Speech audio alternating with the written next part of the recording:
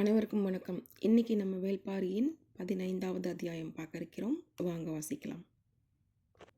2ஆம் நாள் நள்ளிரவுக்கு முன்பே தெய்வ வாக்கு விலங்கு மரம் இறங்கி பழத்தை எடுத்தது. முன்புறம் நடப்பது போலவே பின்புறமும் நடப்பது இந்த விலங்கின் இயல்பு. பழம் எடுத்ததும் சில நேரம் திரும்பி நடந்து மரக்கிளையின் மீது ஏறும். சில நேரம் யாரும் தன்னை நெருங்கி விடுவார்களோ என்ற பயத்தால் முன்பக்கம் பார்த்தபடியே கால்களை பின்னால் நகர்த்தி போகும். இந்த முறை அப்படித்தான் போனது. அது பின்னால் நடந்து போனால் இரட்டை விளக்கு ஏற்றப்பட வேண்டும் என்பது வழக்கம். மரத்துக்கு முன்பு வைக்கப்பட்டிருந்த தீச்சட்டியில் நெருப்பு எரிந்து கொண்டிருந்தது. எண்ணெயில் முக்கி எடுத்த சில மரத்துண்டுகளை கொண்டு வந்து அதில் பக்குவமாக வைத்தனர். குலநாகினியின் கண்கள் அதை பார்த்து கொண்டிருக்க பிற நாகினிகள் அந்த வேலையை செய்தனர். விளக்கில் தீயின் கன அளவு அதிகமாகி தழல் 2 கூறுகளாக பிரிந்து எரிந்தது. தீயின் கன அளவு எவ்வளவு இருக்க வேண்டும் என்பதையும் தழல் எத்தனை கூறுகளாக பிரிய வேண்டும் என்பதையும் அவர்கள் முடிவு செய்தனர். நீர் பாய்ச்சுவதைப் போல தீயையும் கட்டுப்படுத்தி பாய்ச்ச அவர்கள் கற்றிருந்தனர். குலநாகினி பார்த்து கொண்டிருக்க எழும் நெருப்பின் தழல் பல கூறுகளாக பிரிந்து 2 கூறுகளாக நிலை கொண்டது. நேற்றை போலவே தெய்வ வாக்கு விலங்கு பழம் எடுத்ததும் பாணர் கூட்டம் உள்ளிறங்கும் என எதிர்பார்த்திருந்த கபிலருக்கு சற்றே ஏமாற்றமாக இருந்தது. கூத்து தொடங்க நேரமாகும், வாருங்கள் நாம் இந்த மரத்தை சுற்றி பார்த்து விட்டு வருவோம் என சொல்லி கபிலரை அழைத்து கொண்டு நடந்தான் பாரி. கொற்றவை நிலை கொண்டிருக்கும் மரக்கூட்டம் பெரும் அடர்த்தி கொண்டது. மனிதனால் உள்நுழைய முடியாத அளவுக்கு பின்னி கிடப்பது. பாரியோடு கபிலர் அந்த மரத்தை சுற்றி நடந்து கொண்டிருந்தார். அடர்ந்த காட்டில் பந்த வெளிச்சத்தில் ஆங்காங்கே தனித்தனியான வீடுகள் இருப்பது தெரிந்தது. இந்த அடர்வனத்தில் தனி வீடுகள் ஏன் இருக்கின்றன என கேட்டார் கபிலர். இது ஒரு மரவிலங்கு. காலகாலமாக இந்த ஒரு மரத்தில் மட்டுமே இந்த விலங்கு வாழ்கிறது. வேறு எந்த மரத்திலும் இது ஏறாது. எனவே இந்த இடம் தவிர வேறு எங்கேயும் இந்த பிராணியை நீங்கள் பார்க்க முடியாது. இந்த விலங்கு வேட்டை விலங்குகளுக்கு மிகவும் பிடித்த உணவு. இந்த மரப்புதருக்குள் நுழைந்து இதை எப்படியாவது தின்றுவிட அவை முயல்கின்றன. அதனால்தான் இதை பாதுகாக்க காவற்குடிகள் இங்கு இருக்கின்றனர். பேசி கொண்டிருக்கும் போது துடிப்பறையின் ஒலி கேட்கத் தொடங்கியது. வாருங்கள் என சொல்லி வேகமாக முன்னடந்தான் பாரி. செம்பாதேவியின் கதை இது. எனவே ஆடுகளம் முழுவதையும் நிறைத்து ஓர் அழகிய கோலம் போடப்பட்டிருந்தது. பாரியும் கபிலரும் இருக்கையில் வந்து அமர்ந்தனர். அப்போதுதான் தரையை மெழுகி கோலம் போட்டிருந்ததால் சாணத்தின் வாசனை எங்கும் வீசியது. அதன் ஈரம் காயவில்லை. கோலத்தின் நடுவில் வெண்ணெயில் தானியங்களை உருட்டி செய்யப்பட்ட வெண்சாந்து உருண்டை வைக்கப்பட்டிருந்தது. அந்த உருண்டையின் நடுவில் மாட்டின் 2 கொம்புகளை நட்டு வைத்திருந்தனர். வெண்சாந்து உருண்டையின் வாசனை எங்கும் பரவியிருந்தது. கோலத்தின் முன்பு பெண் ஒருத்தி அமர்ந்து உடுக்கை வகையை சேர்ந்த துடிப்பறையை அடிக்கத் தொடங்கினாள். இவர்கள் பாணர்களா என கேட்டார் கபிலர். இல்லை, பரம்பு மக்கள் என்றான் பாரி. துடியின் ஓசை பேராந்தையின் ஓசையைப் போல அச்சத்தை ஏற்படுத்தக்கூடியது. நீருக்குள் பொடி கரைவதைப் போல இருளுக்குள் துடி கரைய தொடங்கியது. தங்களுக்கு என்று பாணர்கள் அற்ற குலம் இவர்களுடையது. அந்த குலப்பெண் செம்பாதேவியின் கதையை தொடங்கினாள். கபிலர் கேள்விப்பட்டிராத கதை இது. ஆதி காலத்தில் மலை மக்களில் ஒரு பிரிவினர் கால்நடைகளை வளர்க்க பழகிய போது மேய்ச்சல் நிலங்களை நோக்கி தந்தரைக்கு இறங்கினர். குறிஞ்சி நிலத்தை விட்டு இறங்கிய 5 குடும்பங்கள் செம்மலையின் அடிவாரத்தில் குடில் அமைத்தனர். கால்நடைகளை மேய்த்து பல்கி பெருக்கினர். 5 வகை குடும்பத்தின் குலவழி தலைத்தது. அந்த குலவழியின் வகையை அடிப்படையாக கொண்டு அடையாளங்களை உருவாக்க வேண்டிய தேவை வந்தது. குலத்துக்கு ஒரு வகை என 5 வகையான சூட்டு காயங்களை ஆண்கள் தம் வலது தோளிலே உருவாக்கி கொண்டனர். பெண்களுக்கு அதே போல சூட்டுக்காயத்தை உருவாக்கினால் திருமணத்துக்கு பின்னர் அவளது குடும்ப அடையாளம் மாறும். எனவே சூட்டுக்காயம் சரிப்பட்டு வராது. வேறு வழிகளை சிந்தித்தனர். பெண்களே அதற்கு ஒரு முடிவும் கண்டனர். தங்களின் தலைமுடியை குலத்துக்கு ஒரு வகை என 5 வகைகளாக பின்னிக்கொள்வது என முடிவெடுத்தனர். ஐவகை கொண்டைகளை உருவாக்கினர். அந்த காலத்தில் எல்லா நாட்டு பெண்களும் தலைமுடியை சுருட்டி கொண்டை போடும் பழக்கம் மட்டும்தான் இருந்தது. ஆனால் உச்சந்தலையில் வகிடு எடுத்து இரு பக்கங்களும் முடி சரிய இரு கொண்டைகள், அதே போல 3, 4, 5 என 5 விதமான கொண்டைகளை இவர்கள் முடிந்தனர். 5 விதங்களிலும் சடைகளை பின்னினர். அதில் மேய்ச்சலுக்கு செல்லும் வெவ்வேறு நிலத்தின் பூக்கள் சூடப்பட இவர்களை பார்க்கும் ஆணும் பெண்ணும் சொக்கி போனார்கள். அழகை பேணும் அதிசய கூட்டம் என இவர்களை பற்றி திசையெங்கும் பேச்சு பரவியது. மேய்ச்சலின் போது கால்நடைகளின் கோமியம் வெவ்வேறு வகையில் வளைந்து வளைந்து வடிவம் கொள்வதை காலம் பூராவும் பார்த்து கொண்டிருந்தவர்கள் இந்த பெண்கள். அந்த நீர்க்கோலம் மனதுக்கு எப்போதும் ஒரு காட்சி இன்பத்தை ஏற்படுத்தக்கூடியது. ஆனால் கணப்பொழுதில் அந்த காட்சி மறைந்துவிடும். புன்னகை காற்றில் மறைவதைப் போல மண்ணில் மறையும் மஞ்சள் வண்ண நீரது. தனது குடிலின் வாசலில் அதே போன்ற ஒரு கோலத்தை வரைந்தால் என்ன என எண்ணினர். இடித்த குருணையின் தொளியை சிறுக தூவியபடி அவர்களின் விரல்கள் வலமும் இடமுமாக வளைய ஆரம்பித்தன.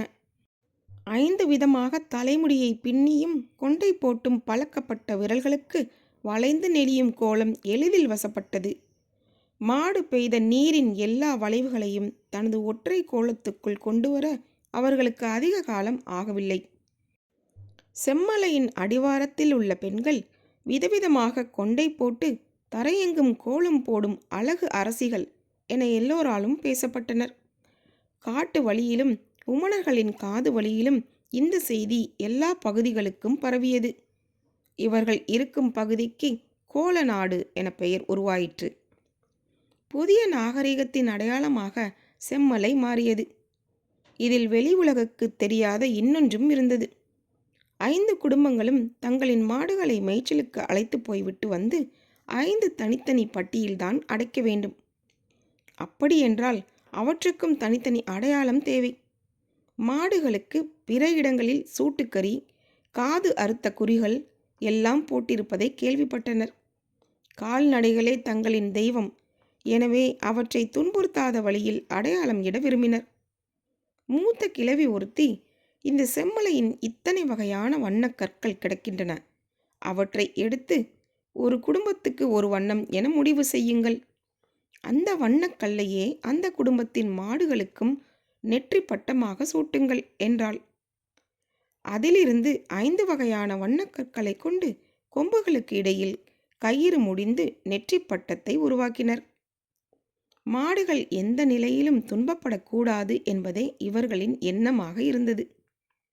கிடை மாடுகளின் மேல் சிறு பூச்சிகளும் உண்ணிகளும் நிறைந்து கிடந்தன. அவற்றை கொத்தி தின்ன எந்த நேரமும் பறவைகள் அவற்றின் மீதே அமர்ந்து இருந்தன. இதை தடுக்க ஒரு வழியை கண்டறிந்தனர். திரட்டப்பட்ட வெண்ணெயில் தானியங்களை கலந்து பெரிய வெண்சாந்து உருண்டைகளை உருவாக்கினர். அந்த உருண்டையை நாணல் கூடையில் வைத்து கிடையின் ஓரம் ஏதாவது ஒரு இடத்தில் வைத்துவிட்டால் போதும். பறவைகள் முழுக்க வெண்சாந்து உருண்டையைத்தான் மொய்த்து கிடந்து மாடுகளின் பக்கம் போகவே போகாது. ஒரு நாள் இரவு வெண்சாந்து உருண்டை வைக்கப்பட்டிருந்த நாணல் கூடையை குடிலுக்குள் வைக்காமல் மறந்து வெளியில் வைத்துவிட்டு தூங்கிவிட்டனர். நாணல் கூடையின் இண்டு இடுக்குகளில் ஒட்டியிருப்பதை இரவு முழுவதும் பறவைகள் கொத்தி தின்றுள்ளன. காலையில் எழுந்து பார்த்தபோது நாணல் கூடை நார் நாராக உதிர்ந்து கிடந்தது. வெண்சாந்து உருண்டையின் சுவை பறவைகளை வெறிக்கொள்ள செய்துள்ளது. நாடோடி நகரம் எல்லா உயிர்களையும் தனத்தாக்கி நேசித்தது. இவர்களின் குலம் தலைமுறை தலைமுறையாக தலைத்து முன்னேறியது. மனிதர்களும் கால்நடைகளும் பல்கி பெருகின. கோல நாட்டினர் பல்வேறு குழுக்களாக ஒவ்வொரு ஆண்டும் மார்கழி மாதம் பிரிந்து மேய்ச்சலுக்கு போவார்கள்.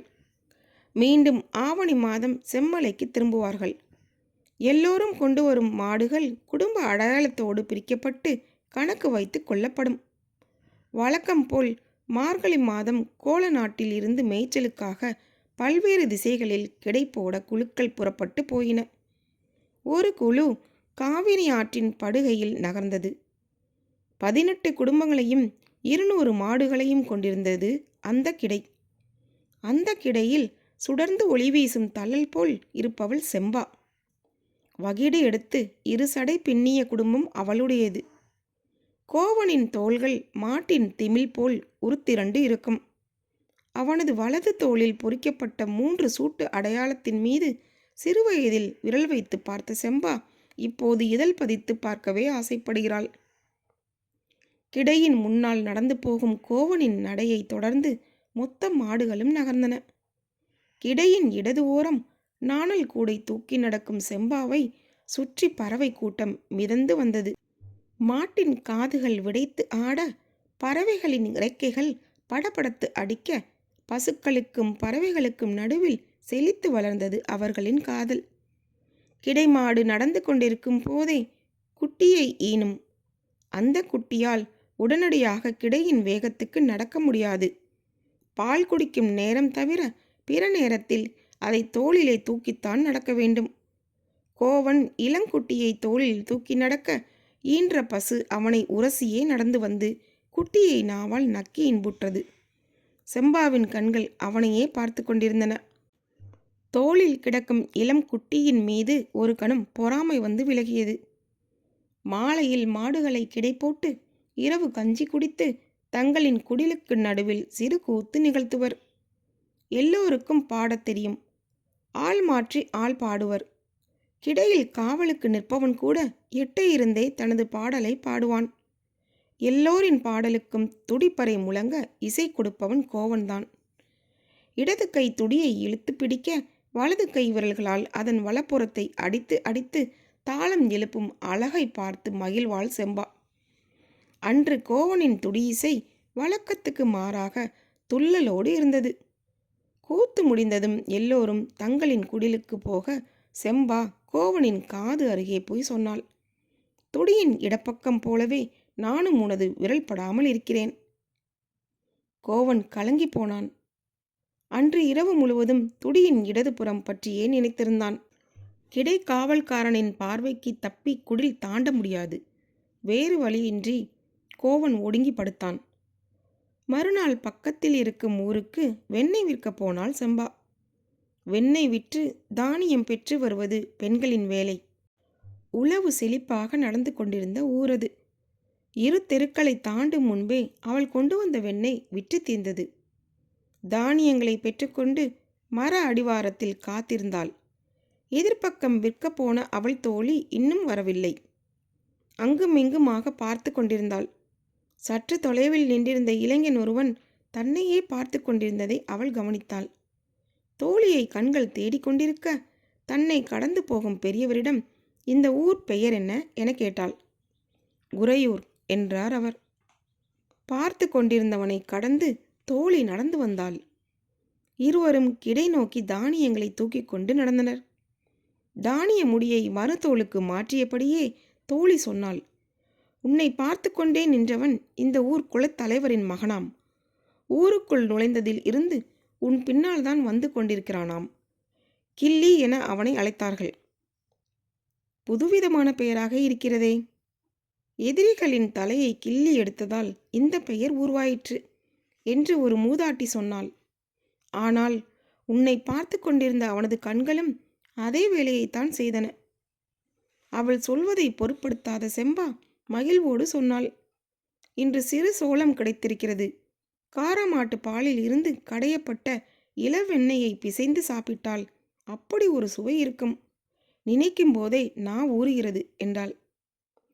இரவு கஞ்சி குடித்த பிறகு கூத்து முடிந்து எல்லோரும் கலைந்தனர். அன்றைய கிடைக்காவல் முறையில் கோவனும் உண்டு. செம்பா அவனுக்காக சமைத்த கஞ்சியை சிறு களையத்தில் ஏந்தி குடிலுக்கு பின் காத்திருந்தாள். இருள் நன்றாக அடங்கிய பிறகு குடிலுக்கு பின்புறமாக மறைவாக வந்து சேர்ந்தான் கோவன். அந்த இடமே சுவையால் மணந்து கிடக்க பூத்து நின்றாள் செம்பா. பிசைந்த உணவை ஊட்ட அவன் வாயருகே கையை கொண்டு சென்றபோது நாவால் விரல் தொட்டு வாங்கினான். அந்த சிறு தொடுதல் மொத்த உடலையும் குலுக்கியது. காதலின் கூர்மிகு ஆயுதம் நீர் சுரக்கும் நுனி நாக்கு. சற்றும் எதிர்பாராமல் கோவன் அதை பயன்படுத்திய போது செம்பா நடுங்கி போனாள். உணவு அருந்தியபடியே துடியின் இடது புறத்தின் மீது அவனது விரல்கள் படரத் தொடங்கின. அவள் உள்நடுங்கி குலுங்கினாள். அவள் கண் செருகி மீண்டபோது கடைசி குடிலுக்கு பின்னால் குதிரையில் ஒருவன் போவது தெரிந்தது. கிடையில் கிடந்த நாய்கள் சுதாரித்து அந்த திசை நோக்கி பாயத் தொடங்கின. ஆனால் குதிரை படுவேகத்தில் மறைந்தது. நாயின் குரைப்புலியில் அனைவரும் எழுந்துவிட்டனர். வேல்கம்பை தூக்கியபடி முன்னால் ஓடி நின்றான் கோவன். அவிழ்ந்த நூல்களை கட்டியபடி குடிலுக்குள் நுழைந்த செம்பாவிடம் எதிர்ப்பட்ட தோழி சொன்னாள். வந்தது அவன்தான்.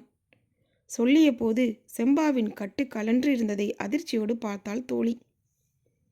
செம்பா தலையை மறுத்தபடி ஆட்டி சற்றே வெக்கப்பட்டு சொன்னாள், கோவன். தோழி திரும்பி பார்த்தாள். கோவன் வேல்கம்போடு முன்னிலையில் நின்று கொண்டிருந்தான். காதல் கன நேரத்துக்குள் எல்லோரையும் கண்ணை கட்டி விளையாடி கொண்டிருந்தது. நாய்கள் திருடனோடு சேர்ந்து ஓடுபவனை குறைத்தன.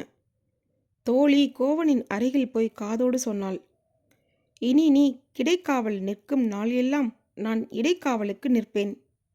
மறுநாள் மாலையில் கிடைக்கு இடப்புறம் இருந்த பெரும் மேட்டிலே தந்தையோடு வந்து நின்றான் கிள்ளி.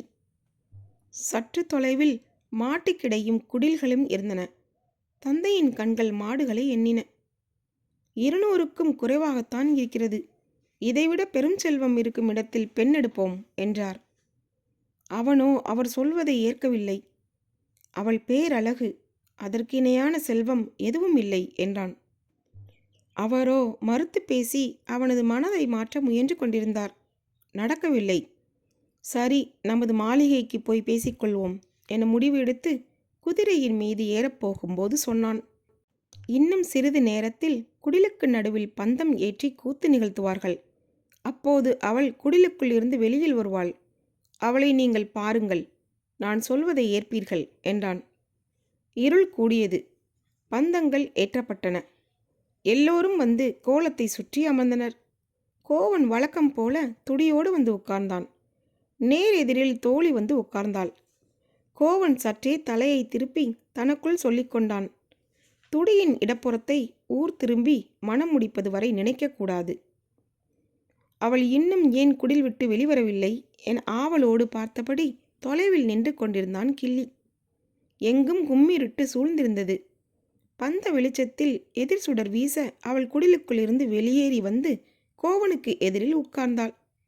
நேற்று கலைந்த வெக்கம் இன்று கூடி நின்றது. கோவனால் அவளை நேர்கொண்டு பார்க்க முடியவில்லை. அவனது விரல்கள் துடியின் மீது படவே அஞ்சின. தாளம் கூடவில்லை. ஓசையும் அவனைப் போலவே பம்மியது. கிடையின் பெரியாம்பலை சொன்னார், டேய், நேத்து கஞ்சி குடிச்சவன் மாதிரி அடிச்சுக்கிட்டு இருக்க, சத்தமே கேட்கலை, இழுத்து அடிடா. தோழி சொன்னாள், பெருசு, நேத்தும் அவன் கஞ்சி குடிக்கலை, அதுதான் விரல் செத்துப்போய் கிடக்கு. செம்பா அதிர்ச்சியோடு தோழியை பார்த்தபோது அவளோ சற்றே ஆணவ சிரிப்போடு கோவனை பார்த்தாள். தொலைவில் இருந்து பார்த்தபடி அவள் பேரழகில் மயங்கி வாய்ப்பிழந்து நின்ற கிள்ளி தந்தையிடம் காட்ட அவரை நோக்கி திரும்பினான். அவரோ ஒளியற்ற இருளின் திசையை நோக்கி வாய்ப்பிழந்து பார்த்தபடி அதிர்ச்சியில் உறைந்து நின்றார். பரம்பின் குரல் ஒலிக்கும். இந்த புத்தகம் உங்களுக்கு பிடித்திருந்தால் சப்ஸ்கிரைப் பண்ணுங்கள், ஷேர் பண்ணுங்கள், கீழே இருக்க லைக் பட்டனை கிளிக் பண்ணுங்கள். மீண்டும் பாரி வருவான். நன்றி, வணக்கம்.